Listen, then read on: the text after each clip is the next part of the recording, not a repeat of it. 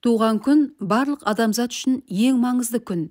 Дәл осы туған күні жасалатын бұл ырым ойлап жүрген арман мақсаттарыңыздың орындалуына, ойлаған ой, құрған жоспарларыңыздың жүзеге асуына септігін тигізеді. Ол үшін не істеу керек? Туған күніңіз күні таңертең кәдімгі қарапайым сіріңкені алыңыз. Қолыңызда сіріңкені ұстап тұрып және оған қарап тұрып, өз арман тілектеріңізді, қол жеткізгіңіз келгеннің барлығын ойша ішіңізден ойланыңыз да, сіріңкені үстіңізге киген киімнің қалтасына салыңыз. Сіріңке қалтаңызда кешке дейін тұратын болсын.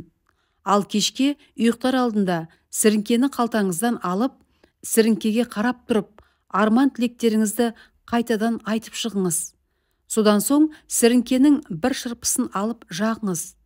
Жанған отқа қарап тұрып, мына сөздерді айтыңыз. Өз арман тілектерімді оттың күшімен, желдің күшімен қуаттаймын. Осы сөздерді айтқан соң сіріңкені өшіріп, терезені немесе порточканы ашып, бөлмеге таза ауаның кіргенін сезінген кезде жаңағы айтқан сөздерді қайта айтыңыз. Ал сіріңкені терезеден немесе порточкадан сыртқа лақтырып жіберіңіз.